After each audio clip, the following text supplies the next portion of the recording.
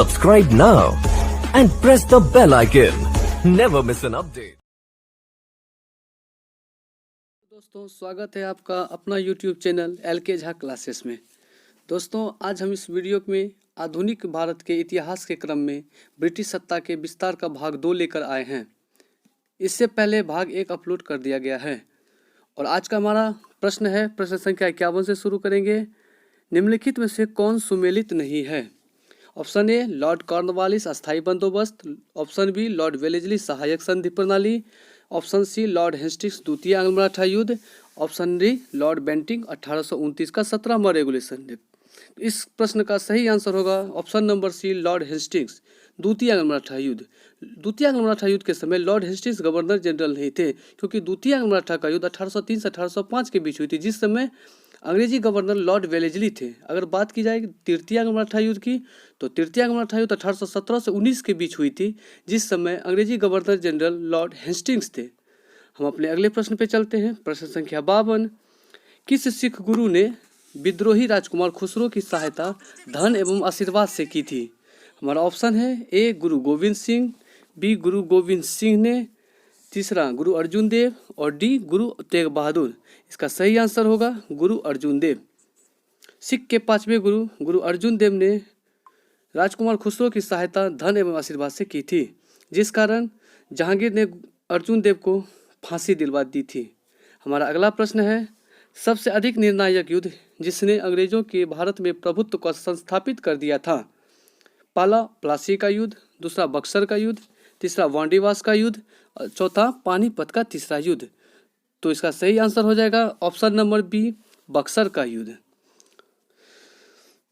बक्सर का युद्ध 1764 में लड़ी गई थी, जिसमें अंग्रेजी और मीर कासिम अवध के नवाब और शुजा-उद-दौला मुगल सम्राट शाह आलम द्वितीय की संयुक्त सेनाओं ने मिलकर लड़ी थी और इस युद्ध में अंग्रेजी सेना। प्रश्न है प्रश्न संख्या 54। 1 नवंबर 1818 को महारानी विक्टोरिया का घोषणा पत्र इलाहाबाद में पढ़कर सुनाया था। हमारा ऑप्शन है William Bentinck, option B Lord Canning, option C Lord Burnham, option D Harcourt Butler. इसका सही आंसर होगा option number B Lord Canning. हमारा अगला प्रश्न है प्रश्न संख्या 55। रंजीत सिंह किस मिसल से संबंधित थे? हमारा ऑप्शन है option number A Sukerchakia, option number B Sandhawalia, option number C Ahluwalia, option number D Ramgarhia. इसका सही आंसर होगा ऑप्शन नंबर ए सुकरचकिया। हमारा अगला प्रश्न है प्रश्न संख्या 56। तथाकथित कुशासन के आधार पर किस गवर्नर जनरल ने मैसूर राज्य के प्रशासन को ले लिया था? हमारा ऑप्शन है option number A Lord Wellesley, option number B Lord Hastings, option number C William Bentinck, option number D Lord Hardinge. इसका सही आंसर होगा option number C Lord William Bentinck. हमारा अगला प्रश्न है प्रश्न संख्या 57। किसने अपनी राजधानी मुर्शिदाबाद से मुंगेर स्थानांतरित की? अलीवर्दी खां, सिराजुद्दौला, मीर जाफर, मीर कासिम। इसका सही आंसर होगा option number D Mir Qasim. हमारा अगला प्रश्न है प्रश्न संख्या 58। किसकी समाधि के कारण नंदेड़ गुरुद्वारा सिखों द्वारा पवित्र माना जाता है? Option number A Guru Ramdas, option number B Guru Angad, option C Guru Arjan Dev, option number D गुरु गोविंद सिंह। इसका सही आंसर होगा ऑप्शन नंबर डी गुरु गोविंद सिंह। हमारा अगला प्रश्न है प्रश्न संख्या 59। बक्सर के युद्ध 1764 के समय दिल्ली का शासक कौन था? Option number A Aurangzeb, option number B Shah Alam प्रथम, option number C Bahadur Shah Zafar, option number D Shah Alam द्वितीय। तो option number D Shah Alam द्वितीय होंगे। शाह आलम द्वितीय का अगर कार्यकाल देखा जाए तो शाह आलम द्वितीय 1759 से 1806 के बीच शासन किए थे। हमारा अगला प्रश्न है प्रश्न संख्या 60। टीपू सुल्तान ने अंग्रेजों के साथ किस युद्ध में मारे गए थे? ऑप्शन नंबर ए 1857 ईस्वी, 1799, 1793 या 1769। इसका सही आंसर होगा 1799 में। तृतीय आंग्लो मैसूर युद्ध के बाद जब श्रीरंगपट्टनम की संधि हुई थी, उसके बाद चौथी आंग्लो मैसूर युद्ध के दौरान 1799 में टीपू सुल्तान की मृत्यु हो गई थी। हमारा अगला प्रश्न है प्रश्न संख्या 61। किसके शासनकाल में ब्लैक होल दुर्घटना घटित हुई थी? हमारा option number A Alivardi Khan, B Mir Jafar, C Sirajuddaula, D Mir Qasim. इसका सही आंसर होगा सी सिराजुद्दौला। हमारा अगला प्रश्न है प्रश्न संख्या 62। सिखों के अंतिम गुरु कौन थे? Option number A Guru Arjan Dev, option number B Guru Gobind Singh, option number C Guru Tegh Bahadur, option number D इनमें से कोई नहीं। तो हमारा सही आंसर होगा option number B Guru Gobind Singh. Sikh के 10वें वो अंतिम गुरु गुरु गोविंद सिंह थे। अगर ऑप्शन पे देखा जाए तो गुरु अर्जुन देव सिख के 5वें गुरु थे जिन्हें जहांगीर के द्वारा फांसी दे दी गई थी। ऑप्शन नंबर सी में देखा जाए तो गुरु तेग बहादुर जिसे औरंगजेब के द्वारा फांसी दे दी गई थी। हमारा अगला प्रश्न है प्रश्न संख्या 63। निम्नलिखित में से कौन सा युद्ध था जिसने भारत में ब्रिटिश प्रभुत्व का प्रारंभ किया? हमारा ऑप्शन है ऑप्शन नंबर ए प्लासी का युद्ध, ऑप्शन नंबर बी बक्सर का युद्ध, ऑप्शन नंबर सी मैसूर की तीसरी लड़ाई और ऑप्शन नंबर डी 1857 का विद्रोह। इसका सही आंसर होगा ऑप्शन नंबर ए प्लासी का युद्ध। हमारा अगला प्रश्न है प्रश्न संख्या 64। डिंडीगुल नाम है? ऑप्शन नंबर ए केरल में एक पक्षी विहार का, बी तमिलनाडु में एक नगर का, सी कर्नाटक में एक त्योहार का और डी आंध्र प्रदेश में एक तटीय नगर का। इसका सही आंसर होगा ऑप्शन नंबर बी तमिलनाडु में एक नगर का।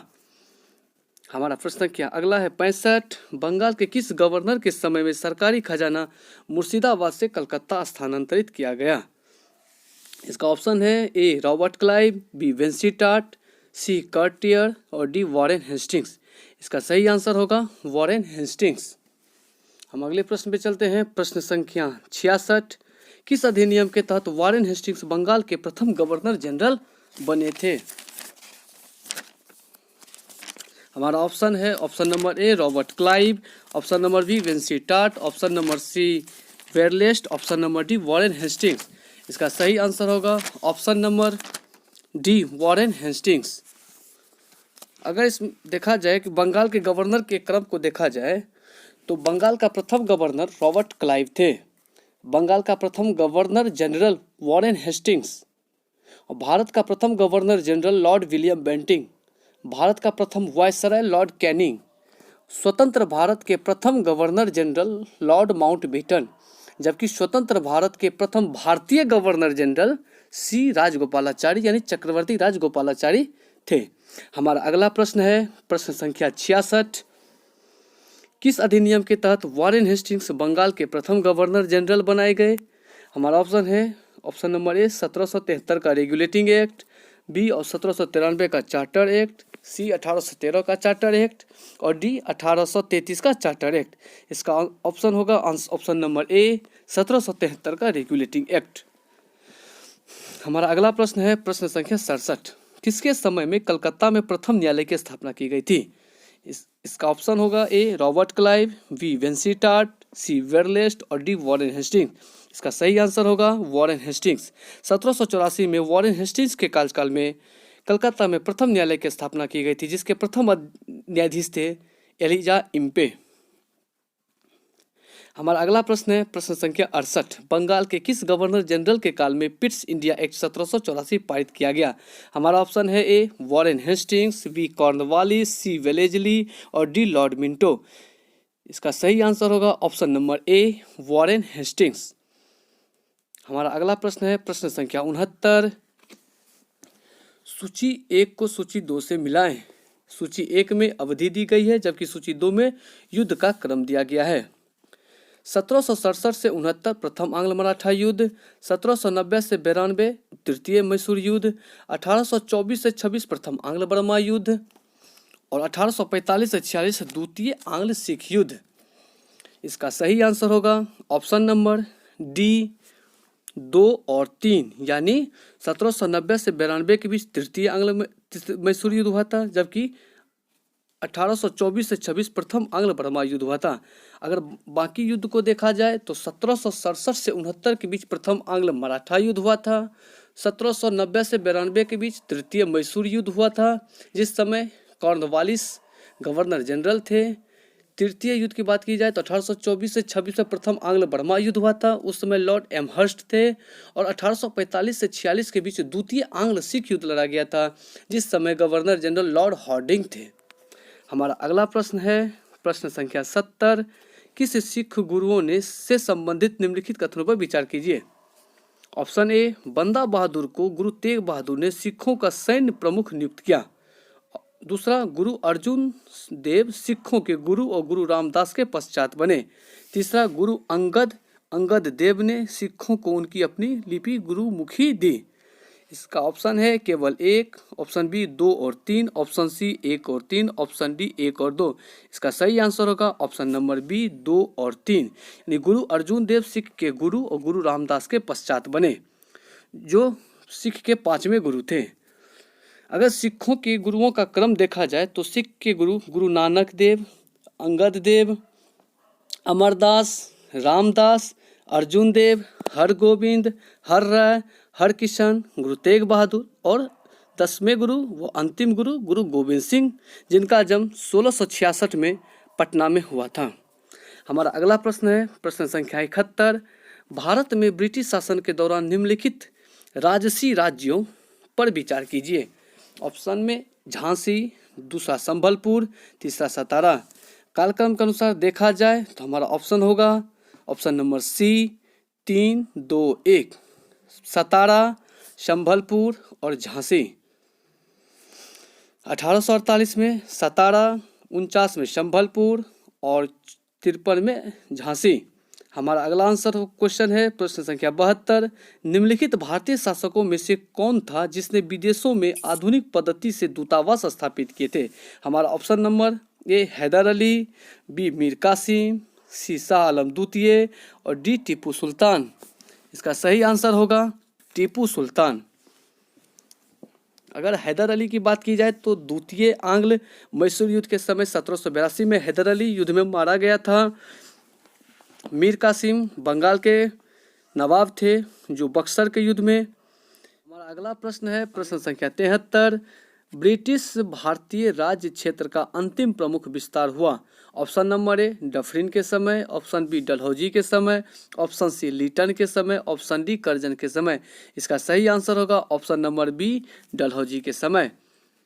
हमारा अगला प्रश्न है प्रश्न संख्या 74। सूची 1 को सूची 2 से सुमेलित कीजिए और सूचियों के नीचे दिए गए कूट का प्रयोग करते हुए सही उत्तर चुनिए। सूची 1 में वर्ष दिया गया है, जबकि सूची 2 में युद्ध का क्रम दिया गया है।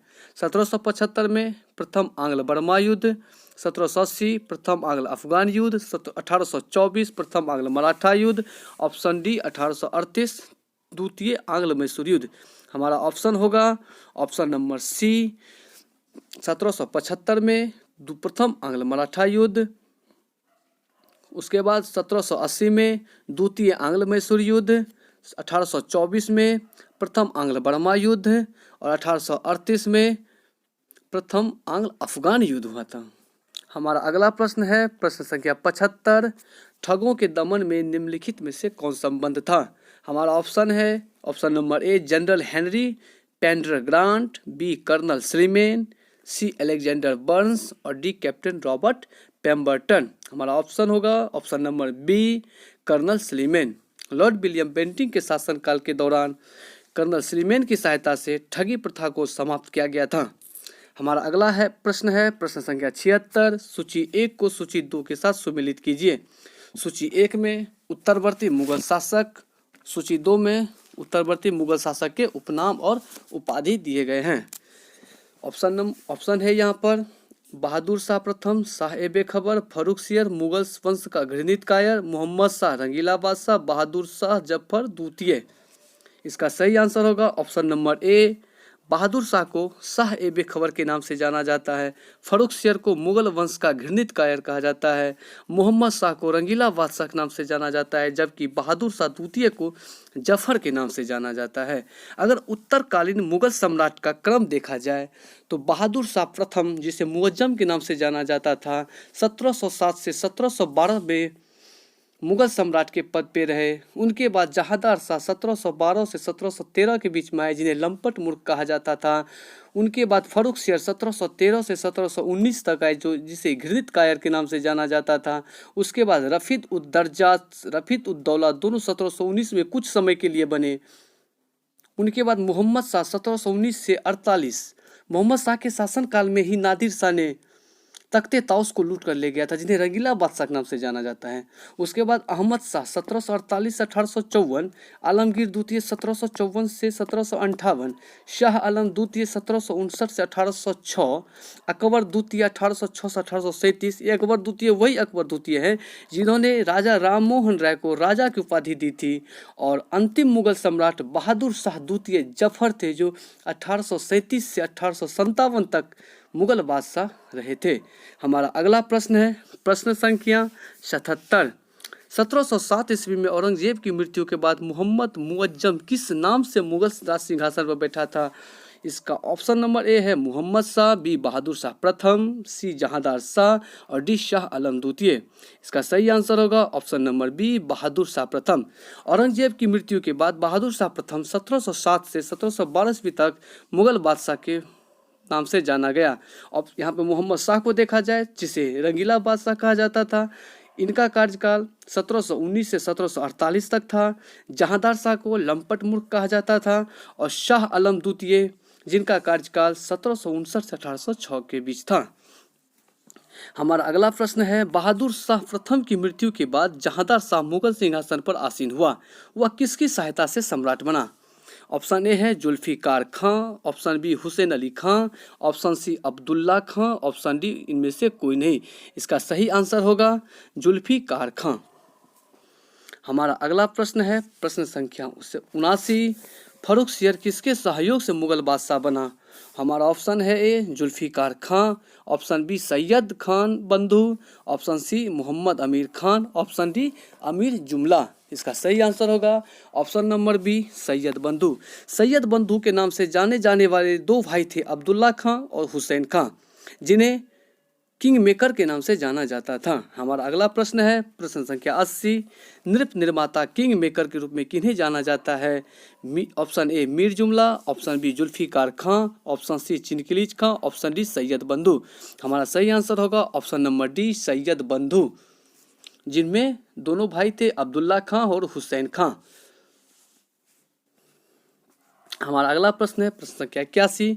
सैयद बंधुओं ने मराठों के सहयोग से किस मुगल सम्राट को सत्ताच्युत कर हत्या कर दी? Option A Jahandar Shah, B Farrukhsiyar, C Rafiuddarajat और डी रफीउद्दौला। हमारा सही आंसर होगा ऑप्शन नंबर बी फर्रुखसियर। हमारा अगला प्रश्न है प्रश्न संख्या 82। सैयद बंधु ने किस किस को बादशाह बनाने का काम किया?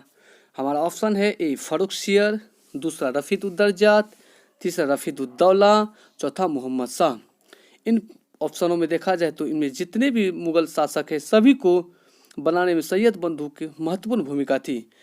ऑप्शन हमारा सी होगा, यानी फर्रुखसियर, रफीदुद्दर्जात, रफीदुद्दौला, मोहम्मद शाह।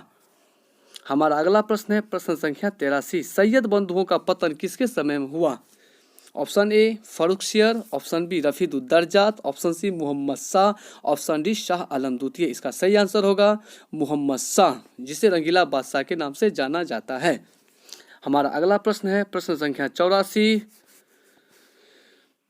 किस मुगल बादशाह का मूल नाम रोशन अख्तर था? हमारा ऑप्शन ए मुहम्मद शाह रंगीला, शाह आलम द्वितीय, बहादुर शाह द्वितीय, इनमें से कोई नहीं।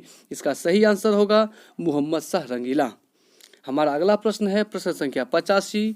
अवध, हैदराबाद, भरतपुर, रुहेलखंड एवं फर्रुखाबाद किस मुगल शासक के समय में स्वतंत्र हुए?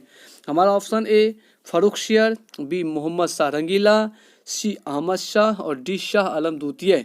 हमारा सही आंसर होगा option number B Mohammad Shah Rangila, जिनका कार्यकाल 1719 से 1748 था। हमारा अगला प्रश्न है प्रश्न संख्या 86। भारत पर आक्रमण करने वाले किस ईरानी शासक को ईरान का नेपोलियन कहा जाता है? हमारा option A Mohammad bin Qasim, B Timur Lang, C Nadir Shah और डी अहमद शाह अब्दाली। इसका सही आंसर होगा option number C Nadir Shah. और हमारा अगला प्रश्न है प्रश्न संख्या 87। अहमद शाह अब्दाली के प्रथम आक्रमण के समय मुगल सम्राट कौन था? हमारा option A Mohammad Shah Rangeela, B Akbar द्वितीय, सी आलमगीर द्वितीय और डी शाह आलम द्वितीय। हमारा सही आंसर होगा option number A Mohammad Shah Rangila. अगला प्रश्न है प्रश्न संख्या 88। अहमद शाह अब्दाली ने भारत पर कुल 7 बार आक्रमण किए, जिनमें सर्वाधिक 3 बार आक्रमण किस मुगल शासक के समय में हुए? हमारा ऑप्शन है ए मोहम्मद शाह, बी अहमद शाह, सी आलमगीर द्वितीय और डी शाह आलम द्वितीय। इसका सही आंसर होगा option number D Shah Alam द्वितीय। हमारा अगला प्रश्न है प्रश्न संख्या 89। किस मुगल शासक का वास्तविक नाम अली गौहर था? हमारा ऑप्शन है option number A Bahadur Shah प्रथम, option number B Mohammad Shah प्रथम, option number C Bahadur Shah द्वितीय, option number D Shah Alam द्वितीय। इसका सही आंसर होगा शाह आलम द्वितीय, जिसका शासनकाल 1759 से 1806 ईस्वी तक था। हमारा अगला प्रश्न है प्रश्न संख्या 90। कौन सा मुगल बादशाह विषम परिस्थितियों के कारण, विशेषतः मीर बख्शी नजीब उद्दौला के भय के कारण 12 वर्ष दिल्ली से दूर निर्वासित के रूप में जीवन बिताया और फिर मराठों की सहायता से दिल्ली की राजगद्दी पर पुनर्स्थापित हुआ? हमारा ऑप्शन ए मोहम्मद शाह प्रथम, बी अहमद शाह प्रथम, सी आलमगीर द्वितीय और डी शाह आलम द्वितीय। हमारा सही आंसर होगा option number D Shah Alam द्वितीय। हमारा अगला प्रश्न है प्रश्न संख्या 91। कौन मुगल बादशाह एक बार शायर भी था, जिसके द्वारा अपने आखिरी समय में कहा गया यह शेर विख्यात है? कितना है बदनसीब जफर के दफन के लिए, जो 2 गज जमी भी ना मिली कूर यार में। हमारा ऑप्शन है ए बहादुर शाह प्रथम, बी मोहम्मद शाह प्रथम, सी अहमद शाह प्रथम और डी बहादुर शाह द्वितीय। हमारा सही ऑप्शन होगा ऑप्शन नंबर डी बहादुर शाह द्वितीय। हमारा अगला प्रश्न है प्रश्न संख्या 92। अंग्रेजों का पेंशनर बनने वाला प्रथम मुगल बादशाह था? ऑप्शन नंबर ए शाह आलम द्वितीय, ऑप्शन नंबर बी अकबर द्वितीय, ऑप्शन नंबर सी आलमगीर द्वितीय, ऑप्शन नंबर डी इनमें से कोई नहीं। इसका सही आंसर होगा ऑप्शन नंबर ए शाह आलम द्वितीय। शाह आलम द्वितीय का शासनकाल 1759 से 1806 ईस्वी था। अकबर द्वितीय का शासनकाल 1806 से 1837 था, जबकि आलमगीर द्वितीय का शासनकाल 1754 से 1758 था। हमारा अगला प्रश्न है प्रश्न संख्या 93। सुमेलित कीजिए। एक सूची में राज्य दिया गया है, दूसरे सूची में संस्थापक। सूची 1 में बंगाल 1713 मुर्शिद कुली खां जाफर, बी फर्रुखाबाद 1714 मोहम्मद खां बंगस, ऑप्शन सी में कर्नाटक 1720 सादतुल्ला खां, अवध 1722 मीर मोहम्मद अमीन सादत खान बुरहान उल मुल्क। इसका सही आंसर होगा ऑप्शन नंबर ए बंगाल राज्य का संस्थापक मुर्शिद कुली खां, फर्रुखाबाद का संस्थापक मोहम्मद खां बंगस, कर्नाटक का संस्थापक सादत खां, अवध का संस्थापक मीर मोहम्मद अमीन सादत खान, जिसे बुरहान उल मुल्क की उपाधि से नवाजा गया था। हमारा अगला प्रश्न है प्रश्न संख्या 94। सूची 1 को सूची 2 से सुमिलित कीजिए। हमारा सूची 1 में राज्य दिया गया है, सूची 2 में संस्थापक। 1 में हैदराबाद मीर कमरुद्दीन चिनकिलीज खान, निजामुल मुल्क, रुहेलखंड अली मोहम्मद खान, भरतपुर बदन सिंह, चूरामन और मैसूर हैदर अली। इसका सही आंसर होगा ऑप्शन नंबर ए 1 2 3 4, यानी हैदराबाद मीर कमरुद्दीन चिनकिलीज खान, निजामुल मुल्क, रुहेलखंड अली मोहम्मद खान, सी भरतपुर बदन सिंह, चूरामन, मैसूर 1761 हैदर अली। हमारा अगला प्रश्न है प्रश्न संख्या 95। किस राज्य के शासक नवाब वजीर कहलाते थे? हमारा ऑप्शन है अवध के नवाब, बी बंगाल के नवाब, सी कर्नाटक के नवाब और डी इनमें से कोई नहीं। इसका सही आंसर होगा ऑप्शन नंबर ए अवध के नवाब। हमारा अगला प्रश्न है प्रश्न संख्या 96। किसने ग्रामीण जाटों को एक सैनिक शक्ति के रूप में संगठित किया? हमारा सही ऑप्शन है option number A Gokula, B Raja Ram, C Churaman, D Badan Singh. इसका सही आंसर होगा ऑप्शन नंबर सी चूरामन। हमारा अगला प्रश्न है प्रश्न संख्या 97। निम्नलिखित में से किसे जाटों का अफलातून, प्लेटो ऑफ जाट्स एवं जाटों का आदरणीय व विद्वान शक्ति द जाट उलियस कहा जाता है? हमारा ऑप्शन है ए चूरामन, बी बदन सिंह, सी सूरजमल और डी इनमें से कोई नहीं। इसका सही आंसर होगा ऑप्शन नंबर सी सूरजमल। हमारा अगला प्रश्न है प्रश्न संख्या 98। मुर्शिद कुली जाफर खां को बंगाल तथा उड़ीसा की सूबेदारी किस मुगल बादशाह से मिली? हमारा ऑप्शन ए बहादुर शाह प्रथम, B Jahandar Shah, C Farrukhsiyar, D Mohammad Shah. इसका सही आंसर होगा option number C Farrukhsiyar. Farrukhsiyar को घृणित कायर के नाम से जाना जाता था। इसका शासनकाल 1713 से 1719 था। हमारा अगला प्रश्न है प्रश्न संख्या 99। किसने मुर्शिदाबाद की स्थापना की तथा उसे ढाका के स्थान पर बंगाल की राजधानी बनाई? Option A Murshid Quli Khan Jafar Khan, option B Shujauddin, option C Alivardi Khan, option D Sirajuddaula. हमारा सही आंसर होगा मुर्शिद कुली जाफर खान। हमारा अगला प्रश्न है प्रश्न संख्या 100। अगर ध्यान दिया जाए बंगाल के नवाब के बारे में देखा जाए तो बंगाल के नवाब का क्रम इस प्रकार है। मुर्शिद कुली खान 1717 से 1727 जिन्होंने इजारेदारी प्रथा और तकावी ऋण की शुरुआत की थी। उसके बाद शुजाउद्दीन 1727 से 1739, सरफराज 1739 से 1740, अलीवर्दी खान 1740 से 1756, सिराज उद्दौला 1756 से 1757, मीर जाफर 1757 से 1760, मीर कासिम 1760 से 1763, पुनः मीर जाफर 1763 से 1765 से कठपुतली नवाब कहा जाता था और अंतिम में निजाम उद्दौला 1765 से 1766। हमारा अगला प्रश्न है प्रश्न संख्या 100। बंगाल के शासक मुर्शिद कुली जाफर खां एवं अंग्रेजी ईस्ट इंडिया कंपनी के बीच विवाद का प्रमुख कारण था। ऑप्शन ए मुगल बादशाह फर्रुखसियर द्वारा 1717 में जारी फरमान की मुर्शिद अली जाफर खां एवं ब्रिटिश कंपनी द्वारा अलग अलग व्याख्या। ऑप्शन बी अंग्रेजों का मुर्शिद कुली जाफर खां पर हमला। ऑप्शन सी कलकत्ता की किलेबंदी। ऑप्शन डी इनमें से कोई नहीं।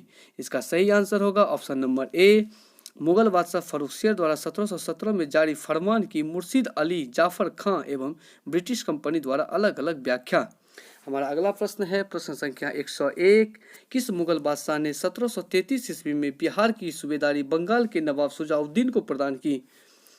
हमारा ऑप्शन नंबर है ए बहादुर शाह प्रथम, बी फर्रुखसियर, सी मोहम्मद शाह रंगीला और डी अहमद शाह प्रथम। इसका सही आंसर होगा option number C Mohammad Shah Rangila, जिसका शासनकाल 1719 से 1748 तक था। मोहम्मद शाह के शासनकाल में ही नादिर शाह ने आक्रमण कर तख्ते ताउस यानी मयूर सिंहासन को ले गया था। बहादुर शाह प्रथम की बात की जाए तो इसे शाह ए बेखबर के नाम से जाना जाता था। फर्रुखसियर को घृणित कायर के नाम से जाना जाता था। और अहमद शाह प्रथम की बात है तो अहमद शाह प्रथम 1748 से 1754 तक था। हमारा अगला प्रश्न है प्रश्न संख्या 102। बंगाल के किस नवाब ने यूरोपीय लोगों की तुलना मधुमक्खी के छत्ते से की? यदि इस ना छेड़ा जाए तो शहद देगी, पर यदि छत्ते के साथ छेड़छाड़ की गई तो मधुमक्खियां काट काट कर प्राण ले सकती है। हमारा ऑप्शन ए है अलीवर्दी खान, बी सिराज उद्दौला, सी मीर जाफर, डी मीर कासिम। इसका सही आंसर होगा option number A Alivardi Khan. Alivardi Khan ने सिराजुद्दौला को कहा था अंग्रेजों के बारे में कि यूरोपीय लोगों की तुलना मधुमक्खी के छत्ते से की। यदि ना छेड़ा जाए तो शहद देगी, पर यदि छत्ते के साथ छेड़छाड़ की गई तो मधुमक्खी काट काट कर प्राण ले सकती है। हमारा अगला प्रश्न है प्रश्न संख्या 103। अंग्रेजों द्वारा कलकत्ता तथा फ्रांसीसियों द्वारा चंद्रनगर की किलेबंदी सुदृढ़ करने का विरोध करते समय बंगाल के किस नवाब ने कहा, तुम व्यापारी हो, तुम्हें किले का क्या करना है, मेरे संरक्षण में रहते हुए तुम्हें शत्रुओं का कोई भय नहीं है। हमारा option A Shujauddin, B Sarfaraz Khan, C Alivardi Khan और डी सिराजुद्दौला। हमारा ऑप्शन नंबर सी सही होगा अलीवर्दी खां। अगला प्रश्न है प्रश्न संख्या 104। बंगाल का वह नवाब कौन था जो जानता था कि वह अंग्रेजों को बंगाल की भूमि से निकाल बाहर कर सकता है, किंतु ऐसी स्थिति में उसके ही शब्दों में समुद्र में आग लग जाएगी? हमारा ऑप्शन है ए अलीवर्दी खां, बी सिराजुद्दौला, सी मीर जाफर और डी मीर कासिम। इसका सही आंसर होगा option number A Alivardi Khan. हमारा अगला प्रश्न है प्रश्न संख्या 105। बंगाल के किस नवाब ने अपने उत्तराधिकार को यह सलाह दी, तीनों अंग्रेज, फ्रांसीसी एवं डच को एक साथ निर्बल करने का विचार मत करना। इन तीनों में अंग्रेज सबसे सशक्त है, पहले उनका अंत करना और अन्य तुमको विशेष कष्ट नहीं देंगे। हमारा ऑप्शन है option number A Alivardi Khan, B Sirajuddaula, C Mir Jafar, D Mir Qasim. इसका सही आंसर होगा option number A Alivardi Khan. हमारा अगला प्रश्न है प्रश्न संख्या 106। बंगाल के नवाब अलीवर्दी खां का उत्तराधिकार कौन हुआ? और हमारा option A Sirajuddaula, B Sarfaraz, C Mir Qasim, D Mir Jafar. इसका सही आंसर होगा ऑप्शन नंबर ए सिराजुद्दौला। हमारा अगला प्रश्न है और अंतिम प्रश्न, प्रश्न संख्या 107। बंगाल के नवाब सिराजुद्दौला तथा ब्रिटिश कंपनी के बीच विवाद के कारण थे। हमारा ऑप्शन ए अंग्रेजों द्वारा कलकत्ते की किलेबंदी, ऑप्शन 2 अंग्रेजों द्वारा दस्तक का दुरुपयोग, ऑप्शन सी भगोड़ी कृष्ण वल्लभ को कलकत्ता में अंग्रेजों द्वारा शरण देना। इन कथन में से कौन सा सही है? हमारा ऑप्शन नंबर डी 1, 2 और 3। तो धन्यवाद दोस्तों इस वीडियो को देखने के लिए।